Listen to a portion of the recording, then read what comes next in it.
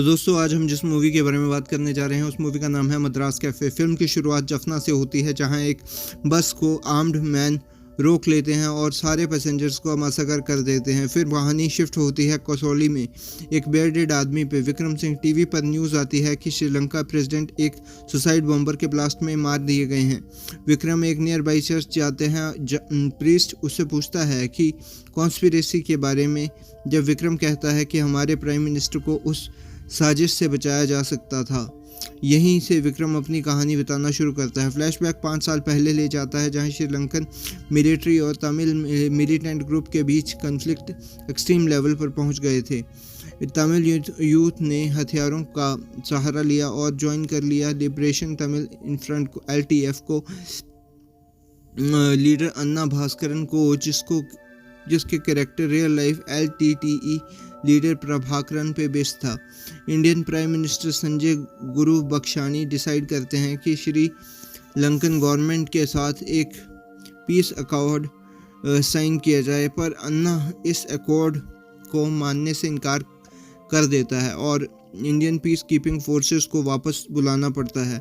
Raw chief robin Dutt यानी RD अपने best agent major Vikram Singh को बुलाते हैं।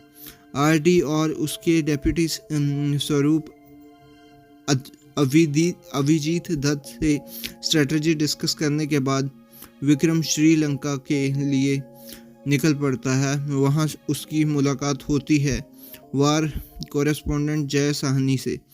विक्रम ट्राई करता है कि कोई ऐसा इंसान ढूंढने का जो अन्ना के विरोध कर सके, और वो होता है श्री। एक इन्फॉर्मेंट नारायण की हेल्प से श्री तक पहुंचता है।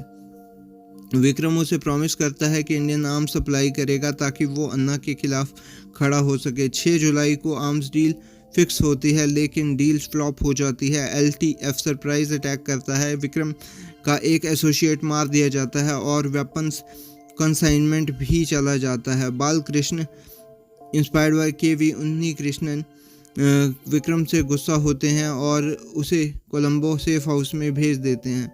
तभी न्यूज़ आती है कि विक्रम LTF को हाथ लग गया है। Indian army rescue operation launch करती है। विक्रम बचा लिया जाता है और लेकिन काफ़ी इंजर्ड होता है।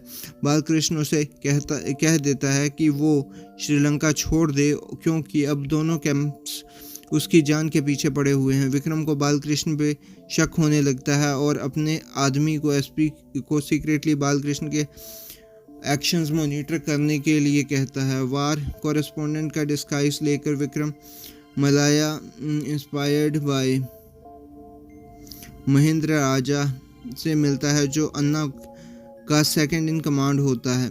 उसे कन्विंस करता है RD से मिलने के लिए। RD उसे कहता है कि पॉलिटिकल सॉल्यूशन ही एक रास्ता है। मलाया को इंस्पायर्ड करता है कि वो अपने लोगों के लिए खुद स्टैंड ले, जिसे LTF 2 फैक्टर्स में टूट जाता है। इंडियन फोर्सेस और विक्रम LTF बेस कैंप पे अटैक करते हैं जहां अन्ना और उसके लोग बिना मलाया के स्ट्रेटजी डिस्कस कर रहे होते हैं। भयानक बैटल होता है। विक्रम वापस लौट आता है पर अन्ना बचा लिया जाता है और बाद में मलाया और श्री दोनों मार दिए जाते हैं। वायलेंस दोबारा उठ जाती है। इंडियन PM रिज़ाइन कर देते हैं। कुछ महीनों बाद SP को इंटरसेप्ट मिलती है कि अन्ना की कॉल की। जब वो बालकृष्ण को बताता है तो वो कहता है कि इग्नोर कर दो भाई।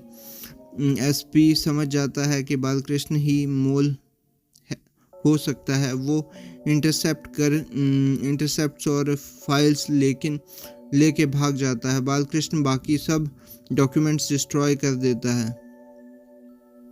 विक्रम SP से मिलता है। घर लौटने पर देखता है कि उसकी वाइफ रूबी का मर्डर हो चुका है। विक्रम का दोस्त कुश और उसके बताता है कि वासु ट्रैक हो गया है।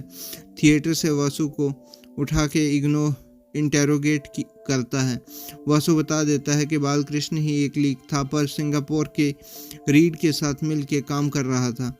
विक्रम जया को कॉल करके हेल्प मांगता है।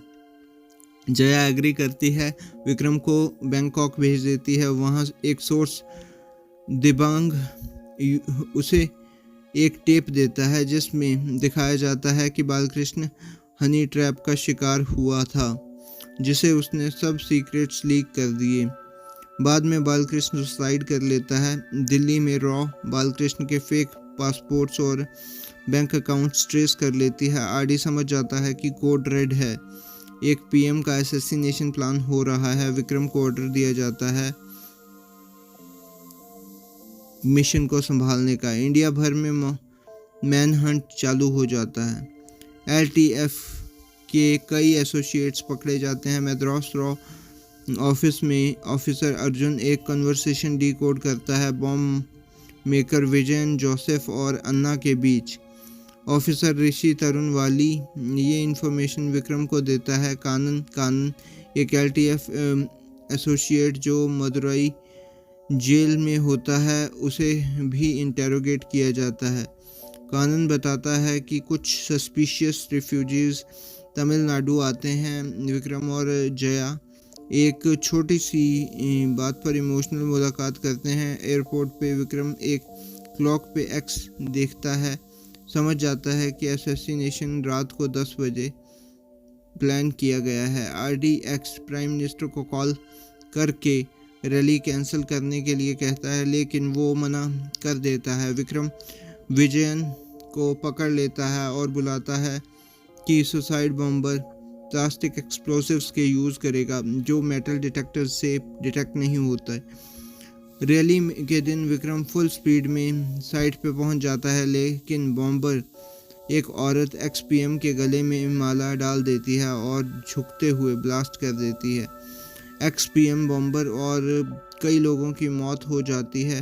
विक्रम बच जाता है लेकिन अंदर से टूट जाता है। बाद में विक्रम अपनी फाइनल रिपोर्ट इन्वेस्टिगेशन कमेटी को देता है। राडी साइन कर देता है। विक्रम वॉलंटरली रिटायरमेंट लेकर कसौली चला जाता है। वापस प्रेजेंट में चर्च पे प्रीस्ट पूछता है कौन जीता। विक्रम कहता है पता नहीं, पर इस बैटल में इंडिया ने अपने प्रधानमंत्री को खो दिया और श्रीलंका ने अपना फ्यूचर।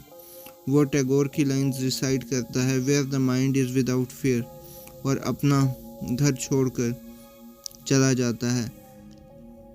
जया लंदन में उसका रिपोर्ट पब्लिश करती है। एपिलॉग बनता है कि बताया जाता है कि सिविल मार्च 26 तक चला। इसमें 40,000 श्रीलंकन सिविलियंस और 30,000 तमिल मिलिटेंट्स और 21,000 श्रीलंकन सोल्जर्स और 12,000 इंडियन फोर्सेस की जान गई। 2009 में श्रीलंकन आर्मी ने फाइनल असॉल्ट लॉन्च किया और रिबेल्स के साथ उनके लीडर को भी मार दिया। तो दोस्तों ये थी मूवी मद्रास कैफ़े। आपको कैसी लगी? मुझे तो अच्छी लगी और ये था मेरा रिव्यू। मैं मिलता हूँ आपको किसी और मूवी के साथ, किसी और रिव्यू के साथ, किसी और स्टोरी के बारे में बताते हुए। जय हिंद, जय।